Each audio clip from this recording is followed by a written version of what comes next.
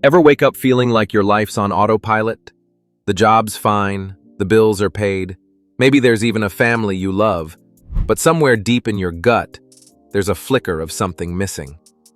You were once wired for excitement, and now you feel like your fire's running on fumes. Then, you see it, a low-slung machine painted in blood red. The thought slams into your chest, maybe this is it. The growl of an engine, the glint of chrome, the smell of gasoline, maybe a sports car is the answer. If that idea even slightly tempts you, then you're in the right place. Subscribe to Revved 2 Riches, because here we don't just talk cars, we talk about the freedom they promise. Now let's ask the question most won't dare. Will buying a sports car actually make you happy? Or is it just a midlife crisis in disguise? The first question you need to answer is simple but brutal. Can you really afford it? Not just the sticker on the windshield. We're talking about the tires that vanish like dreams, insurance that punches harder than regret, and repair costs that'll make you second-guess your career choices. If that thought makes your chest tighten, then no, it won't bring you joy. It'll bring you debt and dread. Next question. Do you even like driving? Not the dream, but the real deal. The noise, the feedback, the grip. The kind of car that shouts at your spine over every bump, that requires you to wrestle every corner like a wild beast. If that sounds exhausting instead of exhilarating, step away now. A sports car isn't an escape, it's a commitment. But if your answer is still yes, then here comes the hardest question of all. Do you love the car, or do you love being seen in the car? Because attention fades. It always does. And once the gawkers move on, it's just you and the machine. Still interested? Then here's the final check. When the high of the first drive wears off, and that engine noise becomes background hum, will you still crave it? Will it still stir something in you when it's scratched, dusty, and overdue for service? If so, then you're not just buying a car, you're meeting a companion. A great car should feel like a partner, a reflection not of your ego, but your essence. To find that perfect match, forget spec sheets. Driving is emotional, not mathematical. The best cars make you feel, not calculate. Let's break this down into what really matters. First, noise. Not just engine growl, road, wind, vibration. A good sports car talks to you constantly. Then comes height.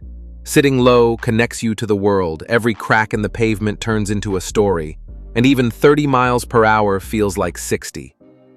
Next up, power-to-weight ratio. Chasing horsepower is a rookie mistake. A 500 horsepower tank feels sluggish compared to a nimble, lightweight car that dances when you tap the throttle. And that's aggressing. When that's saying then, the cars are legendary. They are alive. It's not just about force, it's about feeling. Then there's wheelbase. Shorter means sharper. It pivots, turns, slides, like a go-kart with a vengeance. Longer means smoother, more stable. But stable isn't always fun.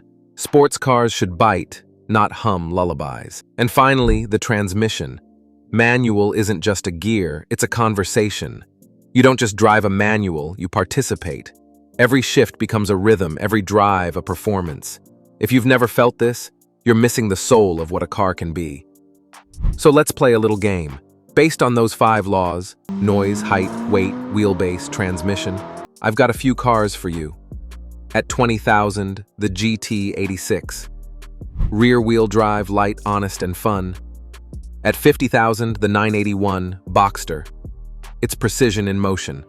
A balanced beast that makes daily driving feel like track day. At $80,000, the 911. An icon not because it's loud, but because it's masterful. You won't ask, can I afford it? You'll ask, why didn't I do this sooner?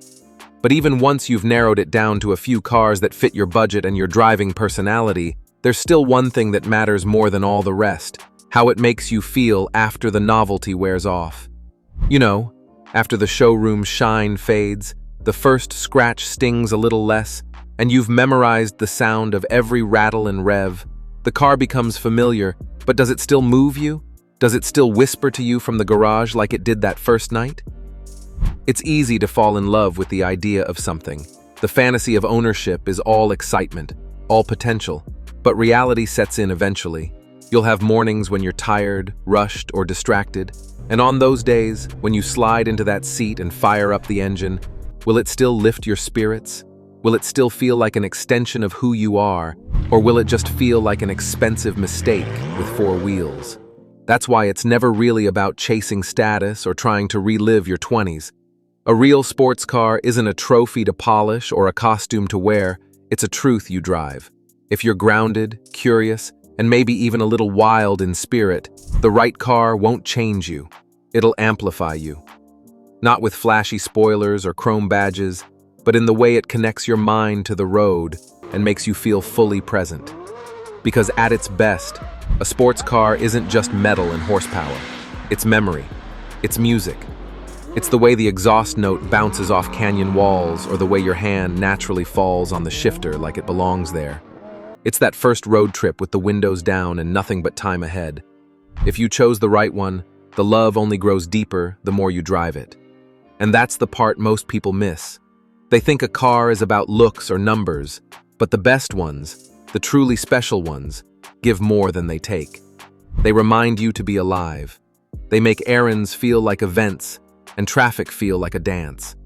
They become part of your identity, not because they define you, but because they align with something already waiting inside. The truth is, the right car becomes a mirror.